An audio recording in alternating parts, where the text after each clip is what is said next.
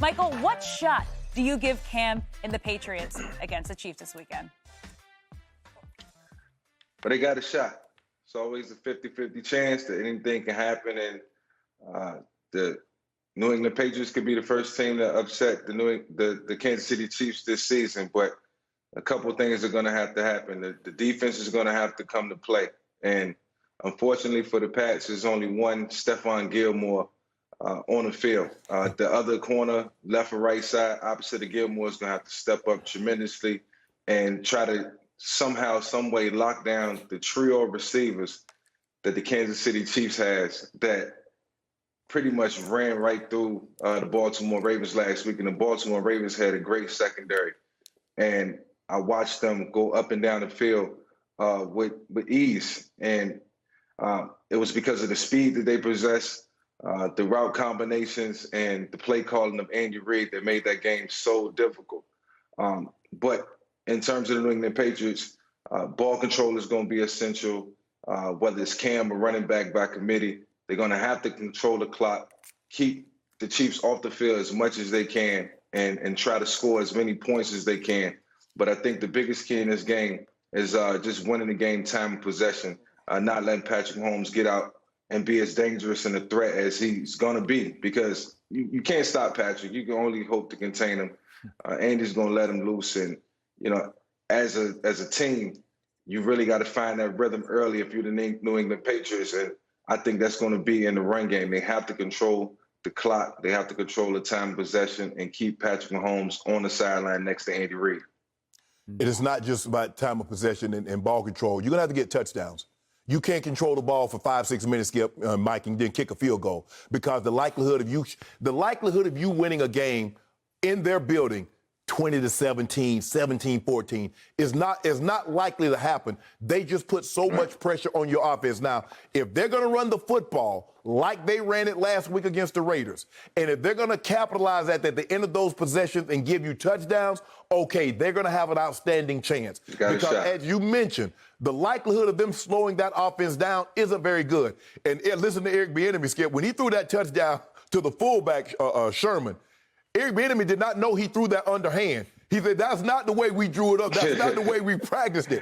But that just goes to show you how much confidence this kid he drew it up. This shows you how much confidence this kid is playing with. He's on another level. He's feeling so confident that he is yet to throw an interception in September with all those touchdowns. And so and Andy, for some reason, Skip, since he's been back in Kansas City, we remember that job he did on that Thursday night when the Patriots coming off that Super Bowl. That was the coming out party of Kareem Hunt when he rushed for 100 and almost caught for 100. Yep, at Foxborough. At Foxborough. Yeah. And so every time we see them putting up these big, ginormous numbers, the AFC Championship game was like a what? Shootout. 36-30 or something like that ball game where the Patriots scored in overtime. So even when he's had better defenders, when he had all those defenders, Andy's been able to move the ball against them. So now they don't have nearly the defense. It's going to be incumbent upon Cam to control this game, capitalize and cap it off with touchdowns instead of field goals, or this thing could get out of hand in a hurry. So it doesn't sound to me like either of you guys give the Patriots much of a chance. Is that what I'm hearing? Yeah, look, it's Coach Belichick, so he's always going to come and got something up his sleeve. But would I be surprised if Kansas City won by 7 to 10 points? No. So you think they And I always feel like, Go ahead, Mike. I always feel like Bill Belichick is going to bring some type of recipe defensively that's going to keep them around. But it's going to be up to the offense to score points, like Shannon said. The defense will be able to sustain, but like I said, you can only contain Patrick for so long. You know, he's going to get off. Because remember, Skip, just not to cut you off, Skip. Okay, last week he controlled Waller.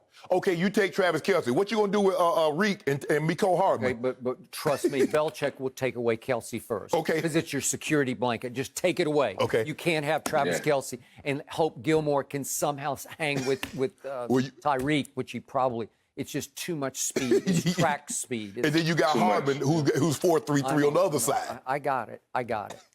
Okay, I'm in a tricky spot on this game. I will either qualify or disqualify myself. I'm rooting against Shannon Sharpe because we have a big bet that Tampa Bay will win more games than Belichick will win this year. So I need the Chiefs. I'll be honest with you. I will go ahead and pick the Patriots, but pick the Chiefs. But I think the Patriots have a real shot here. Okay. The harder I look at it, the better it gets for New England. I just like the way Cam is playing. It just feels right to me. Right. And I'm afraid of it because I've got that bet with you. Right. His offensive line is playing at an extremely high level. Pro Football Focus loves that offensive line. It's got it second in pass blocking and fourth in run blocking. Right. They lead the league in rushing. I know it's a small sample size, but they lead it at 178 yards a game. I believe they can go in there, as both of you guys suggest, and do what Parcells used to say, shorten the game. Mm-hmm. Just control the football. As Michael said, it's just you got to win the clock. And they are highly capable of winning the clock because you have three real threats. You got Sony Michel, you got Rex Burkhead, who should not be underestimated in this game. He's played big against the Chiefs in the AFC Championship game. Game-winning touchdown. Right? And you've got Cam. It's just hard. You can't get the man down. He might have rushes like he had against Miami. He might run the ball 10 to 15 times. He just might have to. Yeah. Okay? So then on the back end, can they stand up? Maybe strategically they can if they take Kelsey away, because they took Darren Waller out of the game. Yes. Like I thought they'd handle him, but I didn't think they'd just nix him. You know, like just blank him out. Yep. But okay, so the point is that I believe this is the perfect spot for New England to go there because they're coming off the game of the year on Monday Night Football, right? Yep. And they played great. They massacred their rival, budding rival in Baltimore. Mm-hmm. And so here they are. They're going home for a New England team that doesn't have Tom Brady anymore, so it's hard to sort of get as up for them as you did for Tom Brady, right? Okay, so I'm not going to pick it because I'd be picking against myself, but I'm not going to be shocked if New England pulls this game off because all the ingredients are there for an upset to me. Well, I think the biggest thing is that Andy Reid understands what Coach Belichick represents and what his teams know, how they normally play. So they won't look past this team because who knows? This might be a team I have to see down the road, Skip. And if I see them down the road, I still want to plant that seed. Y'all know what we did to y'all. And who knows if they're going to let fans at some point back into the stadium. Yeah. I think they're going to have probably another 15,000 fans at this point. But as the season progresses, who knows? That might get up to 70, 30. I mean, not 70, but maybe 30, 40,000. And 30,000 fans in Arrowhead, 40,000 fans, that could be a big difference. So I want you to come to my I understand, Skip. It's still not the same without fans, but I still want you to come to my building. Yep. If we play in the playoffs, come see me. Okay. So I want to get Michael's input on this. Cam said a couple days ago, I'm such a different person now. I'm such a different person now. And it stopped me in my tracks like, really?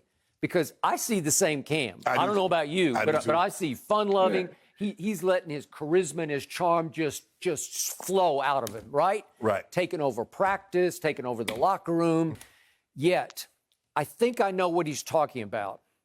And I hate this word humbled because if you say Cam got humbled, I think that hits you, flips your switch because it comes across like the NFL's white establishment finally broke him, right?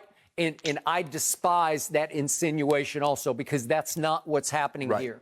What did happen to Cam Newton was he had to face his football mortality. Mm-hmm. He got cut. He just sat on the market for 3 months because he was a little broken down. He had 3 surgeries? Yeah. And I think a lot of people are saying 2 shoulders in his foot. Yeah. Are you done? Can you bounce back from this? So he keeps talking to New England about nothing's promised. I don't know if no day is promised here. Right. So he's acting like this is value to me. Like he took it for granted, obviously, in Carolina. He's the first pick in the draft and the MVP, right? Yes. So, Michael, give me some input on that. What are you seeing in Cam from a distance that speaks to I'm such a different person now? Skip, let's not sugarcoat it, babe. You said it correctly, man. The word humble has some significant meaning with what Cam is going through right now, and it's humble in a good way. It's humble in a sustainable way, so where Cam can function for the next 8 years of his career, his long-lived career, and be happy about it. I have a different understanding and a true appreciation for where he's come from. And, you know, Cam wasn't playing his best. Cam had injuries.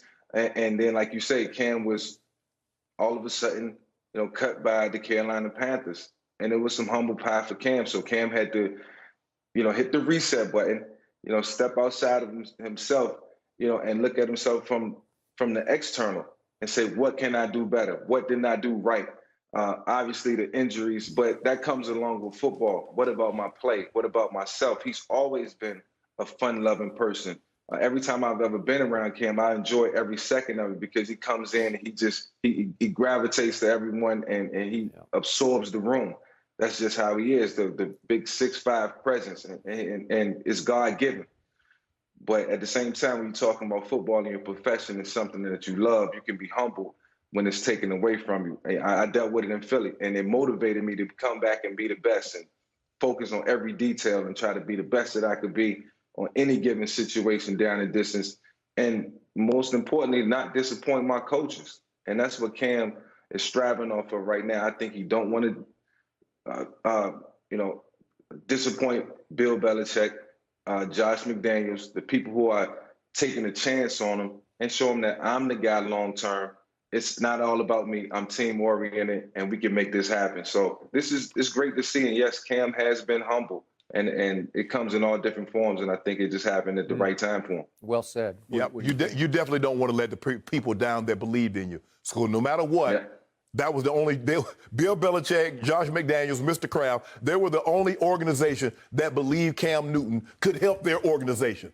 So you don't want to do anything that's going to let them down. So you're going to come early to make sure you're prepared. You're going to stay late to make sure you're over-prepared and to put the best foot forward to say, you know what, there are a lot of other teams that could have used the Cam Newton, but you know what, y'all bought into the hype that I'm a distraction, my antics, the way I dress. One team looked past that and looked at the player on the field, and they're reaping the rewards of that. And the cool part is that they're still allowing Cam to be Cam, and everybody's enjoying it. Yes. So it's meshing right now. Yep. Thank you for watching. You can subscribe here to get the latest from the show, and be sure to check out more of the best clips from Undisputed, or go watch a few other segments from our other shows on FS1.